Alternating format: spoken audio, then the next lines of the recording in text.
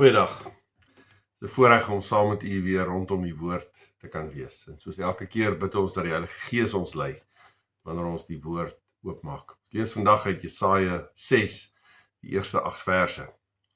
In die jaar van koning Usia se dood het ek die Here gesien. Hy het op 'n baie hoë troon gesit, die onderste van sy kleed het die tempel gevul.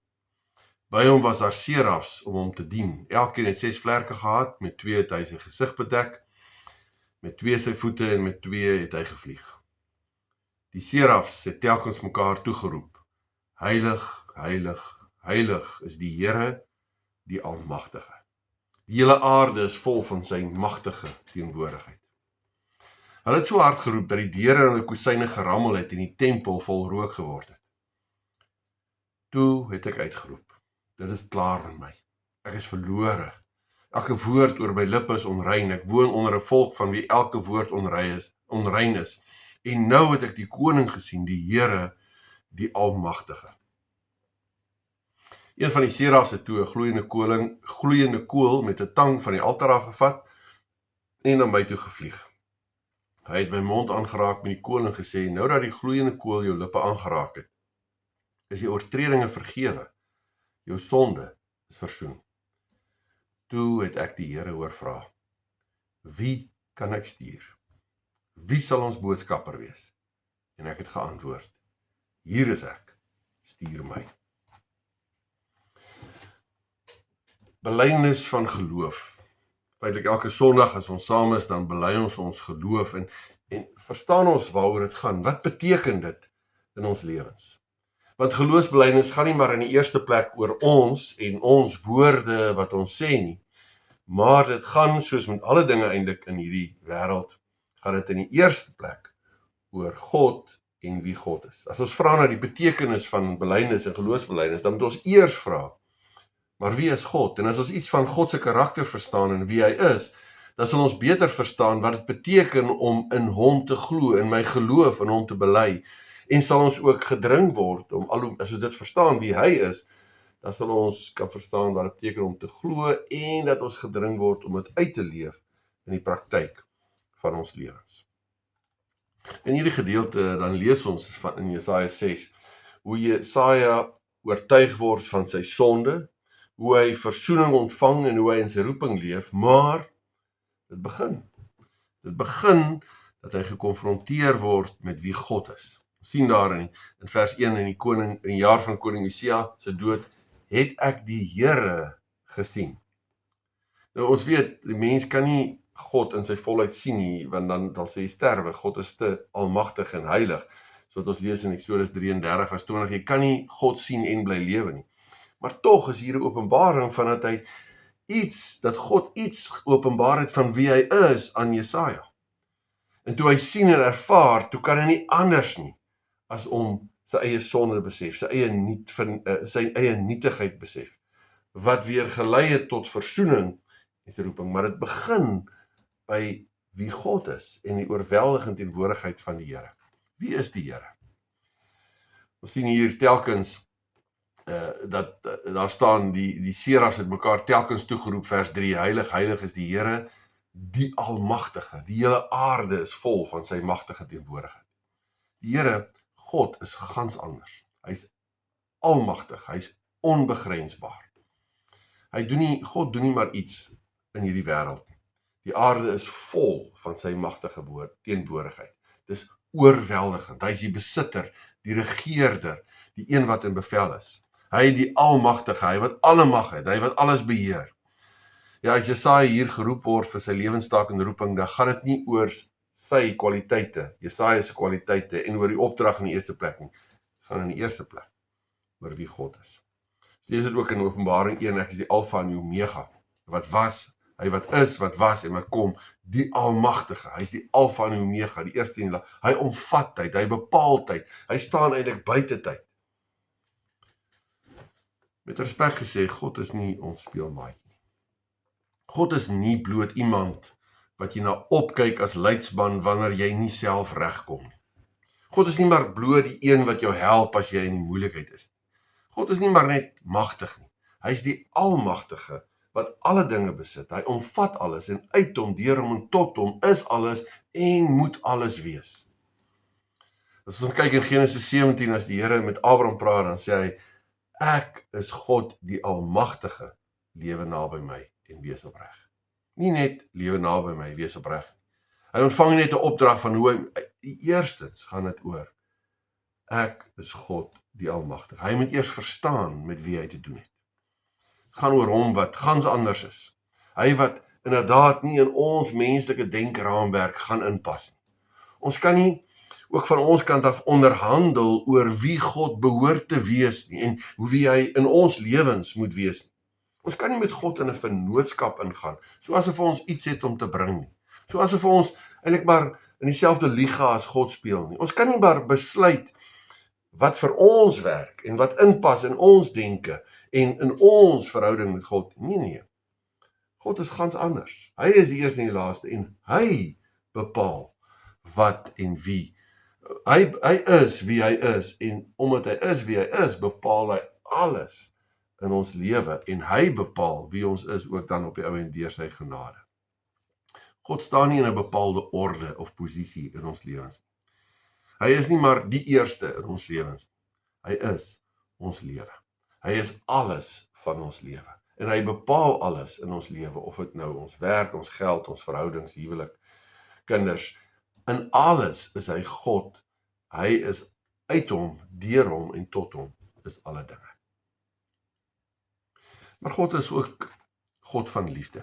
Hy openbaar in Johannes 4 vers 8 onder andere, God is liefde. Dit is nie iets wat hy het of gee of apart van, dis die wese, dis die bron van ware liefde. In sy liefde het hy mense gemaak ook om in verhouding met hom te leef. En omdat sy wese liefde is dit wat hy gemaak het, bedoel om in liefde te leef teenoor hom, maar ook teenoor mense. Die mens is geskape om in liefdesverhouding met God te leef, God te verheerlik. Dis waarvoor die mens geskape is. Maar nou weet ons, ja, die mens het homself probeer verhef en om soos God te wees, hy wou in 'n rytjie saam met God staan en besluit oor wat reg en verkeerd is. En toe's hierdie harmonie, hierdie liefdesverhouding met God gebreek. En ja, ek dink maar vandag nog wil die mens eintlik maar self in beheer wees en self besluit en wil hy nie in harmonie wees met dit wat God sê en binne hierdie liefdesband met God leef nie. Ons sien dit ook hier in Jesaja. Die agtergrond van hierdie gedeelte is dat Jesaja geroep word as profeet om juis vir die volk van God wat nie in hierdie verhouding leef nie, maar in stryd daarmee leef, om te gaan oordeel aan ballingskap, gaan aankondig vir daardie volk. Hulle bly wegdwaal van God. Maar soos ons dan ook sê, God is liefde en in sy oorlopende liefde, so sien ons ook later in die Openbaring, stuur hy sy seun om hierdie verhouding wat gebreek is te herstel.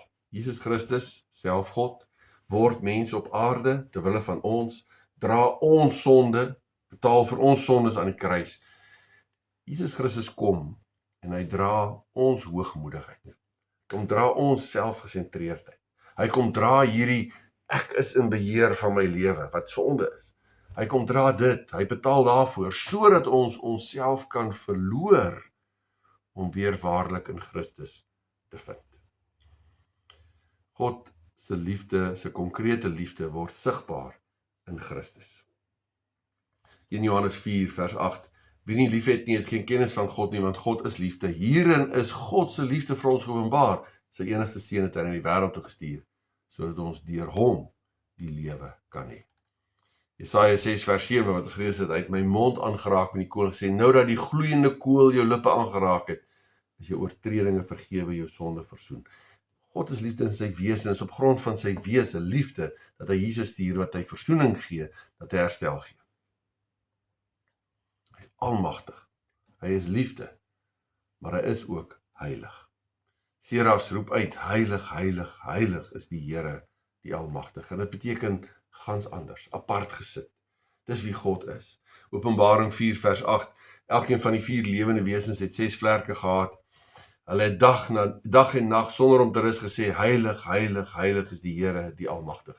Kry dit terug, dit wat hier gesê is daar in Openbaring. 1 Petrus 1 vers 15, nee, soos hy wat julle geroep het heilig is, moet julle ook in julle hele lewenswandel heilig wees. Daar staan immers geskryf, wees heilig, want ek is heilig.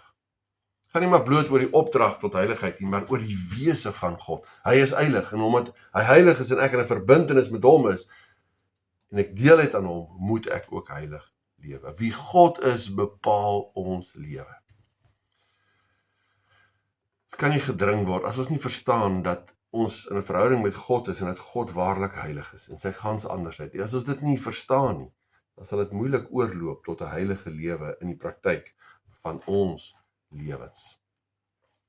As jy God iewers 'n belangrike plek in jou lewe gee, dan verstaan jy nie die karakter van God nie. Dan verstaan jy nie die andersheid en die heiligheid van God nie. Hy is nie in sy almag, in sy liefde, in sy gans andersheid, die heiligheid, het hy nie 'n plek in jou lewe nie. Soos ek net gesê het, hy is jou lewe. Vanuit God is my lewe, loop al die ander dinge. Word dit bepaal van watter prioriteite, watter dinge en hoe moet ek dinge doen in my beroep, in my verhoudings, in my werk, in my sport en my ontspanning, wat ek praat, wat ek doen en wat ek sê. Maar dan, as God dan geopenbaar is wat hy geopenbaar is en as hy is, ons besef hy is almagtig, hy is liefde, hy is heilig, dan het hierdie onverstaanbaarheid dat ek mag met hierdie God in 'n verhouding staan. Die wonderwerk van om in 'n verhouding met God te leef. Is nie net wonderbaarlik omdat ek besef hoe heilig en groot God is nie, maar ook in die besef hoe klein en nietig en sondig is ek en hoe verlore is ek. Ons kry dit ook in hierdie gedeelte, en as Jesaja oorweldig word deur wie God is, dan is sy spontane uitroep net, dit is klaar met my, ek is verlore. Elke woord oor my lip is onrein, ek woon onder 'n volk wie elke woord van onrein is. Hy besef sy nietigheid, die totale onmoontlikheid om eers voor hierdie Here, voor hierdie almagtige God te kan staan. Lees dit ook in Romeine 3. Daar is nie een wat regverdig is nie, selfs nie een, almal het gesondig, net nie deel in die heerlikheid van God. Maar ja, wat ons net ook gesê het, op grond van wie God is, het ons die voorreg om weer in 'n herstelde verhouding te kom deur Jesus Christus wat vir ons kom sterf het. Ons kan weer wees wat ons bedoel is om te wees, ons skepingsdoel vervul, naamlik om in 'n verhouding met God te kan staan. Nie op grond van wat ek gedoen het of wat ons iets bygedra het nie. Ons het niks om te gee, maar ons kom op grond van die versoening van Jesus Christus. Kom hels dit in die geloof as 'n gawe. Ja, wat is geloof? Wat is geloof? Geloof kan ons ook sê gaan oor, ja, eintlik moet dit by ons ore, by ons kop, by ons hart, by ons hande en by ons mond uitkom. Eintlik is geloof nie net iets nie. Dis nie net kennis nie. Geloof is eerstens iets wat ek moet hoor. Romeine 10 sê, hoe kan jy glo sonder iemand wat preek? As jy moet kan hoor die evangelie, jy moet kan lees, jy moet hoor as iemand preek. So dit moet eerstens gehoor word, maar dan moet dit verstaan word. En jy moet kennis hê van wie God is, en ook kennis hê van die grootheid van God, wat jy nie alles kan verstaan. So ek moet ook geloof is omdat dit deel is van my kop, wat ek verstaan, maar dit moet ook deel wees van my hart. Ek moet dit toeëien in geloof. Dit moet persoonlik wees, dit moet my raak. Die Here sê, almal wat hom aangeneem het, die wat in hom glo het, die reg gegee om kinders van God te word. Dit wat Thomas sê, as die Here tweede keer na sy opstanding verskyn aan die disippels, dan sê Thomas nie, ja, U is die Here nie, dis kennis. Maar hy sê, U is my Here en my God. En dit is hart. Dis nie 'n kennis nie, dis ook hart, dis geloof. Maar dan moet geloof ook oorgaan ons hande. Jakobus 1 vers 28 sê, geloof wat nie tot dade oorgaan nie, soos 'n liggaam wat nie asemhaal nie, is dood. Dit moet oorgaan in doen. Geloof sonder dade is dood. En dan, eintlik, dit wat in ons dade is en is deel daarvan, moet uitloop by ons mond. Gaan heen, maak disippels, gaan vertel van die Here se genade, wees sout, wees lig, nie net deur jou dade nie, maar inderdaad deur wat jy sê. En dis wat hier in hierdie gedeelte hoe ons sien, hoe Jesaja nadat hy versoening ontvang het, dan kan hy nie anderster as om te antwoord, hier is ek, stuur my. Ek moet kan hoor, ek moet kan verstaan, ek moet dit kan omhels in my hart, ek moet dit doen, ek moet oorloop ook met my mond na almal rondom my. So as ek glo, dan moet ek ook maar weer bely dat selfs hierdie geloof is 'n gawe van God. Ook hierdie geloof is iets wat die Heilige Gees deur my werk, deur die woord. Die Heilige Gees is die een wat dit gee as 'n gawe. Ook selfs die geloof waardeur ek Christus omhels, is iets wat ek deur God se genade ontvang. Ek moet dit doen, is 'n opdrag, maar dit is ook 'n gawe. Maar dan, wanneer ek God wat almagtig, liefde, heilig is, deur die geloof omhels op grond van Christus se genade, dan moet ek besef wat die impak daarvan is. Dat ek waarlik vry is. Partykeer sê ons ja, ek glo, maar verstaan ek die impak? Verstaan ons waaroor kindskap gaan? Want partykeer, ja, ek sê ek is kind van God, maar dan leef ons nog so asof ons slawe van die sonde is. Ja, ons is daarom nou verlos van die sonde en ons gaan hopelik hemel toe, maar ons besef nie dat die mag van die bose gebreek is, dat die kettinge wat ons bind, gebreek is. Ons bely ons geloof in Christus, maar verstaan ons die identiteit wat ons daardeur ontvang. Hier in Jesaja lees ons dit, is dramaties anders. Ons sien daar is hierdie dramatiese verandering in vers 5. Ek bedoel tussen vers 5 en vers 8. Vers 5 sê, as die magtige teenwoordigheid van die Here daar is, dan wil Jesaja net weggryp, en hy is bang, en hy sê, ek is verlore, dis klaar met my, ek is vasgevang in my sonde, en ek leef onder 'n volk, wat net in sonde lewe. Hierdie selfveroordeling, hierdie geen uitkoms nie. Hy wil net wegvlug van die heilige almagtige God, en dan wil hy versoening ontvang het, deurdat die engel die kool van die altaar, God se genade, sy mond mee aanraak en sê, nou is jou sonde versoen. As dit gebeur het, as die Here dan vra, maar wie gaan ek stuur? Dan sien ons vir Jesaja met albei sy arms en sy een voet in die lug en sê, ja, stuur my, hier is ek. En dit is net 3 versies later. Dis 'n ander Jesaja tussen vers 5 en vers 8. Hy besef, juis as gevolg van die vryspraak, maar hy is nou 'n vrygespreekte. Hy is nie meer 'n slaaf van die sonde. Die bande is gebreek, die skeiding wat daar was tussen hom en God is weg. Hy is vry, en hy is vry om die Here te dien. En daarom as die Here sê, wie sal ek stuur, dan sê hy, hier is ek, Here, stuur my. Paulus wat uitroep in Romeine 7, dan sê hy, ek ellendige mens, wie sal my van die doodsbestaan verlos? Partykeer stop mense daar, die mense is so verlore. Maar, daar staan verder, aan God die dank, hy doen dit deur Jesus Christus ons Here. Wanneer jy in die geloof Jesus as verlosser en koning omhels, kan jy weet, maar jy is vry, jy is nuut, jy is anders, jy het 'n ander identiteit, jy is nie 'n produk van jou verlede nie, jy het 'n ander burgerskap, jy is tempel van die Heilige Gees, die Heilige Gees woon in jou, jy is 'n oorwinnaar, jy is vry. Romeine 8, sê die Here Jesus toe vir hulle, dit verseker ek julle, elkeen wat sonde doen is 'n slaaf van sonde.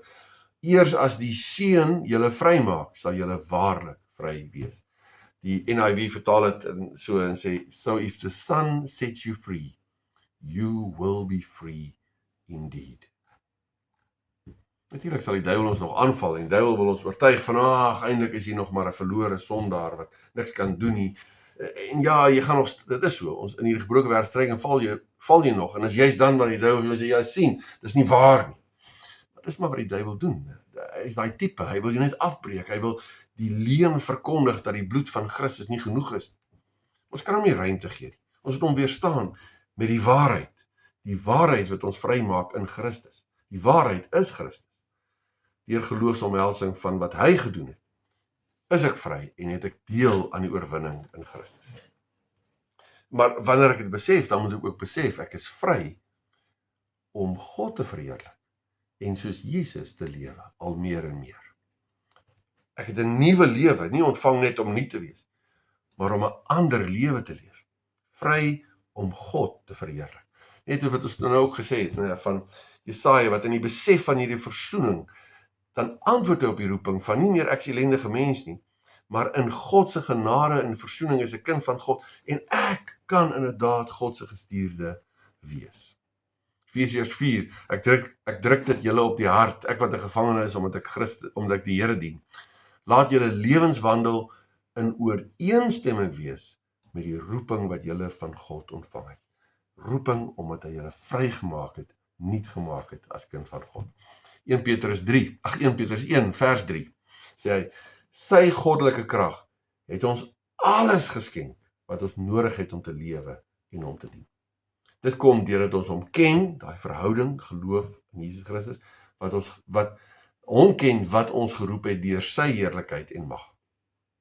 Efesiërs 1 vers 18. Ek bid dit, waar Paulus sê, ek bid dat julle geestesoë verhelder sal word, dat julle kan weet watter hoop sy roeping inhou, watter rykdom daar is in die heerlike erfenis wat hy vir die gelowiges bestem het, en dat julle besef hoe geweldig groot sy krag is, wat hy uitoefen in ons wat glo. Dis dieselfde kragtige werking van sy mag, wat hy uitgeoefen het toe hy Christus uit die dood opgewek en hom in die hemel aan die regterkant van God laat sit het. Ons is vry. Ons het hierdie oorwinning, ons het die krag. Ons is vry om God te verheerlik. Vry om in oorwinning te leef. Waar ek nie meer leef nie, mag Christus leef in my. Galasiërs 2 vers 20. So die vraag is nie of jy volmaak is nie. Ons is nie volmaak in hierdie gebroke wêreld.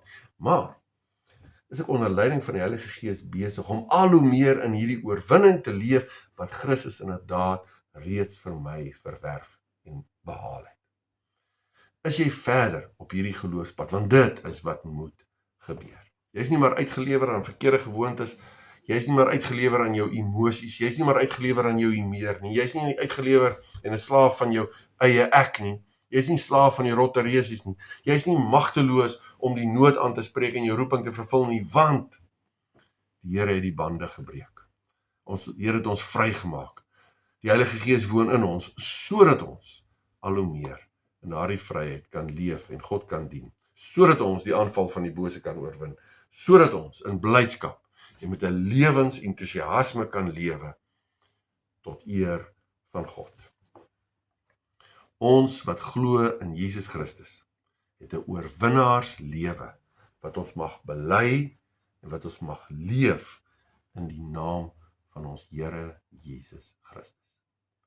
Amen. Kom ons bid saam. Dankie Here dat U gans anders is, dat U die Almagtige is, dat U liefde is, dat U heilige is en dat U neergebuig het na ons toe, om ons vry te maak, om ons te verlos van die mag van die bose en die sondeverlorenheid. En daarom, Here, as ons opnuut net weer daaroor oorweldig word, as ons dit bely, dan wil ons ook kom en sê, Here, hier is ons, stuur ons. Ons is deel van U plan, ons is deel van U span. Ons lê ons eie lewe, ons eie wil neer. Ons wil maar net volg waar U ons lei. Dankie Here dat ons in daardie oorwinning, daardie lewensvreugde, en daardie lewensvergenoegdheid kan lewe, vandag en elke dag. Ons bid dit in die naam van ons Here Jesus Christus. Amen. Die genade van ons Here Jesus Christus, die liefde van God ons Vader, en die gemeenskap, die teenwoordig wees, die begeleiding, die krag en die troos van die Heilige Gees, is en bly met U elkeen.